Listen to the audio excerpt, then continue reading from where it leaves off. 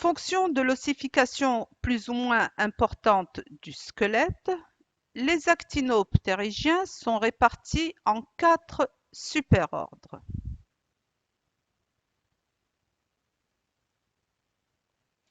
Le superordre des chondrostéens, le superordre des holostéens, le superordre des brachioptérygiens et le superordre des téléostéens.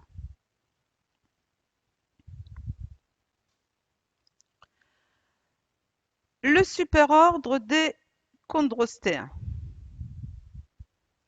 Le squelette est très peu ossifié, donc il reste quelque peu cartilagineux. Leurs écailles sont de type ganoïde et la nageoire caudale hétérocerque. Voilà pourquoi tout à l'heure, quand on a parlé des caractéristiques des ostéichtiens, on a dit nageoire caudale, souvent homocerque. Donc nous avons ici un premier cas d'exception. La bouche est infère, c'est-à-dire qu'elle est située sur la face ventrale et elle est munie de barbillons. Ces barbillons, ce sont des filaments qui sont à rôle tactile et gustatif. Ce sont des poissons qui sont benthiques, donc ils vivent sur les fonds marins. Et comme exemple, on peut citer l'esturgeon, qui est un poisson amphibiotique à migration anadrome.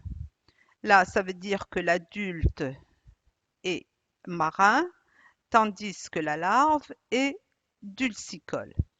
Donc, pour expliquer ce passage de milieu différent entre la larve et l'adulte, l'adulte, au moment de la reproduction, va aller pondre au niveau des rivières.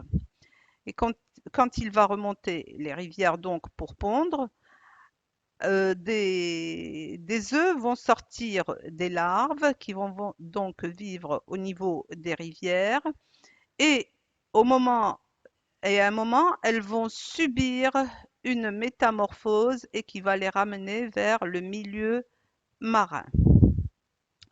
Donc, amphibiotique à migration anadrome. Amphibiotique, ça veut dire qu'il y a deux milieux de vie différents pour l'adulte et la larve. Et anadrome, ça veut dire que la migration s'effectue du milieu marin vers le milieu dulcicole. La migration étant toujours relative à l'adulte et non pas la migration de la larve, parce que la larve aussi subit une migration pour revenir au milieu marin. Mais là, pour bien fixer, la migration est relative à l'adulte. C'est ce qui permet donc de dire, dans le cas présent, migration anadrome. Voilà, voici une illustration d'un esturgeon. Donc, où on peut voir ici les écailles ganoïdes. Alors, on voit que ces écailles, elles sont espacées. On note ici la nageoire caudale qui est hétérocerque. Donc, vous voyez deux lobes inégaux. Le lobe dorsal plus grand que le lobe ventral. Et on voit ici la colonne vertébrale qui se prolonge dans le lobe dorsal. Alors ici, on note la bouche qui est en position infère et l'existence de ces barbillons que l'on voit ici en plus grand. Ces barbillons qui sont donc des filaments à rôle tactile et gustatif. Ça permet aux poissons donc de toucher pour apprécier et pour goûter ses proies.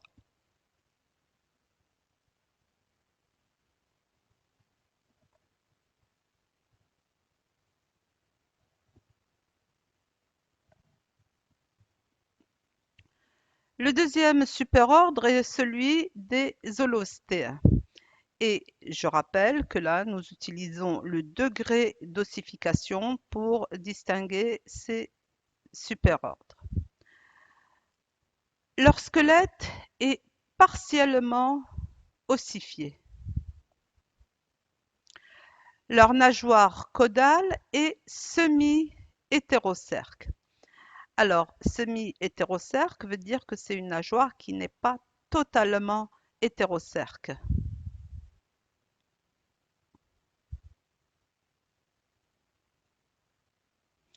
Donc, voici cette nageoire caudale qui est semi-hétérocerque.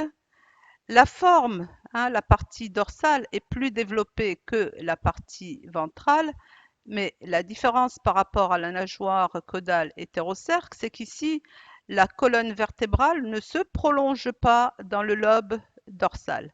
Voilà la différence essentielle par rapport donc à la nageoire caudale hétérocerque.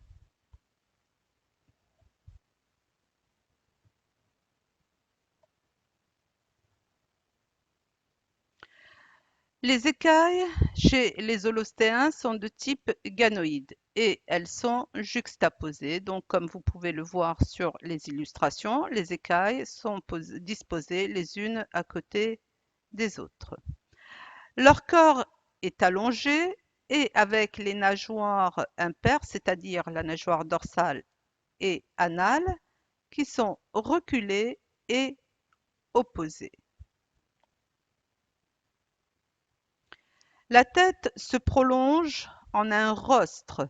Alors, on appelle rostre toute expansion à l'extrémité de la tête. Ce rostre est appelé aussi bec denté et ce terme a été mis entre guillemets parce que bec est une structure qui est propre aux oiseaux et denté aussi parce qu'un bec ne présente pas de dents. Ce sont des poissons qui sont dulcicoles et carnivores. Alors, l'exemple à citer dans ce superordre-là, c'est l'épizostée et qui vit en Amérique du Nord.